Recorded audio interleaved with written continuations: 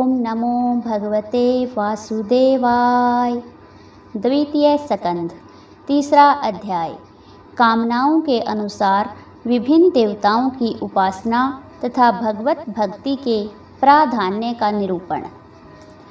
श्री सुखदेव जी ने कहा, परीक्षित, तुमने मुझसे जो पूछा था कि मरते समय बुद्धिमान मनुष्य को क्या करना चाहिए, उसका उत्तर मैंने तुम्हें दे दिया। जो ब्रह्म तेज का इच्छुक हो वह बृहस्पति की, जिसे इंद्रियों की विशेष शक्ति की कामना हो वह इंद्र की, और जिसे संतान की लालसा हो वह प्रजापतियों की उपासना करे। जिसे लक्ष्मी चाहिए वह माया देवी की, जिसे तेज चाहिए वह अग्नि की, जिसे धन चाहिए वह वसुओं की, और जिस प्रभावशाली पुरुष को वीरता की चाह हो उसे रुद्रों की उपासना करनी चाहिए। जिसे बहुत अन्न प्राप्त करने की इच्छा हो वह अदिति का, जिसे स्वर्ग की कामना हो वह अदिति के पुत्र देवताओं का, जिसे राज्य की अभिलाषा हो वह विश्व देवों का, और जो प्रजा को अपने अनुकूल बनाने की इच्छा रखता हो उसे साध्य देवताओं की आराधना करनी चाहिए। आयु की इच्छा से अश्विनी कुमारों का, पुष्टि की इच्छा से पृथ्वी का, और प्रतिष्ठा की चाह हो तो लोक माता पृथ्वी और आकाश का सेवन करना चाहिए। सौंदर्य की चाह से गंधर्वों की, पत्नी की प्राप्ति के लिए उर्वशी अप्सरा की, और सबका स्वामी बनने के लिए ब्रह्मा की आराधना करनी चाहिए। जिसे यश की इच्छा हो वह यज्ञ पुरुष की, जिसे खजाने की लालसा हो वह वरुण की, विद्या प्राप्त करने की आकांक्षा हो तो भगवान शंकर की, और पति पत्नी में परस्पर प्रेम बनाए रखने के लिए पार्वती जी की उपासना करनी चाहिए। धर्म उपार्जन के लिए विष्णु भगवान की, वंश परंपरा की रक्षा के लिए पितरों की, बाधाओं से बचने के लिए यक्षों की, और बलवान होने के लिए मरुदगणों की आराधना करनी चाहिए। राज्य के लिए मनवंतरों के अधिपति देवों को, अभिचार के लिए निर्दिति को, भोगों के लिए चंद्रमा को, और निष्कामता प्राप्त करने के लिए परम पुरुष नारायण को भजना चाहिए। और जो बुद्धिमान पुरुष हैं वह चाहे निष्काम हो, समस्त कामनाओं से युक्त हो अथवा मोक्ष चाहता हो, उसे तो तीव्र भक्ति योग के द्वारा केवल पुरुषोत्तम भगवान की ही आराधना करनी चाहिए। जितने भी उपासक हैं उनका सबसे बड़ा हित इसी में है कि वे भगवान के प्रेमी भक्तों का संग करके भगवान में अविचल प्रेम प्राप्त कर ले। ऐसे पुरुषों के सत्संग में जो भगवान की लीला कथाएं होती हैं उनसे उस दुर्लभ ज्ञान की प्राप्ति होती है जिससे संसार सागर की त्रिगुणमयी तरंगमालाओं के थपेड़े शांत हो जाते हैं। हृदय शुद्ध होकर आनंद का अनुभव होने लगता है। इंद्रियों के विषयों में आसक्ति नहीं रहती। कैवल्य मोक्ष का सर्वसम्मत मार्ग भक्ति योग प्राप्त हो जाता है।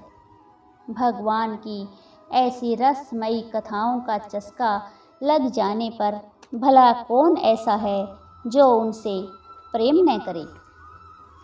शौनक जी ने पूछा, सूत जी, राजा परीक्षित ने सुखदेव जी की बात सुनकर उनसे और क्या पूछा? वे तो सर्वज्ञ होने के साथ ही साथ मधुर वर्णन करने में भी बड़े निपुण थे। सूत जी, आप तो सब कुछ जानते हैं। हम लोग उनकी वह बातचीत बड़े प्रेम से सुनना चाहते हैं। आप कृपा करके अवश्य सुनाइए, क्योंकि संतों की सभा में ऐसी ही बात होती है जिनका पर्यवसान भगवान की रसमयी लीला कथा में ही होता है। पांडुनंदन महारथी राजा परीक्षित बड़े भगवत भक्त थे। बाल्यावस्था में खिलौनों से खेलते समय भी वे श्री कृष्ण लीला का ही रस लेते थे। भगवान में श्री सुखदेव जी भी जन्म से ही भगवत प्रायण है। ऐसे संतों के सत्संग में भगवान के मंगलमय गुणों की दिव्य चर्चा अवश्य ही हुई होगी, जिसका समय भगवान श्री कृष्ण के गुणों के गान अथवा श्रवण में व्यतीत हो रहा है। उसके अतिरिक्त सभी मनुष्यों की आयु व्यर्थ जा रही है। ये भगवान सूर्य प्रतिदिन अपने उदय और अस्त से उनकी आयु छीनते जा रहे हैं। क्या वृक्ष नहीं जीते?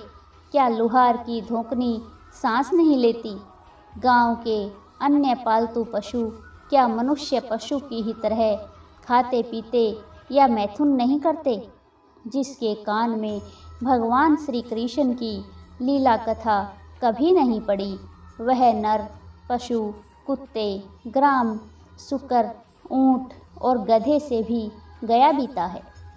सूत जी, जो मनुष्य भगवान श्री कृष्ण की कथा कभी नहीं सुनता, उसके कान बिल के समान हैं। जो जीभ भगवान की लीलाओं का गायन नहीं करती, वह मेंढक की जीभ के समान टर टर करने वाली है। उसका तो न रहना ही अच्छा है। जो सिर कभी भगवान श्री कृष्ण के चरणों में झुकता नहीं, वह रेशमी वस्त्र से सुसज्जित और मुकुट से युक्त होने पर भी बोझा मात्र ही है। जो हाथ भगवान की सेवा पूजा नहीं करते, वे सोने के कंगन से भूषित होने पर भी मुर्दे के हाथ हैं। जो आँखें भगवान की याद दिलाने वाली मूर्ति, तीर्थ, नदी आदि का दर्शन नहीं करती, वे मोरों की पाँख में बने हुए आँखों के चिन्ह के समान निरर्थक है। मनुष्यों के वे पैर चलने की शक्ति रखने पर भी न चलने वाले पेड़ों जैसे ही हैं। जो भगवान की लीला स्थलियों की यात्रा नहीं करते। जिस मनुष्य ने भगवत प्रेमी संतों के चरणों की धूल कभी सिर पर नहीं चढ़ाई, वह जीता हुआ भी मुर्दा है। जिस मनुष्य ने भगवान के चरणों पर चढ़ी हुई तुलसी की सुगंध लेकर उसकी सराहना नहीं की, वह श्वास लेता हुआ भी श्वास रहित शव है। सूत जी, वह हृदय नहीं है, वह लोहा है। जो भगवान के मंगलमय नामों का श्रवण कीर्तन करने पर भी पिघलकर उन्हीं की ओर बह नहीं जाता। जिस समय हृदय पिघल जाता है, उस समय नेत्रों में आंसू छलकने लगते हैं और शरीर का रोम रोम खिल उठता है। प्रिय सूत जी, आपकी वाणी हमारे हृदय को मधुरता से भर देती है। इसलिए भगवान के परम भक्त आत्मविद्या विशारद श्री शुकदेव जी ने परीक्षित के सुंदर प्रश्न करने पर भी जो कुछ कहा, वह संवाद आप कृपा करके हम लोगों को सुना दीजिए। हरिओम तत्सत।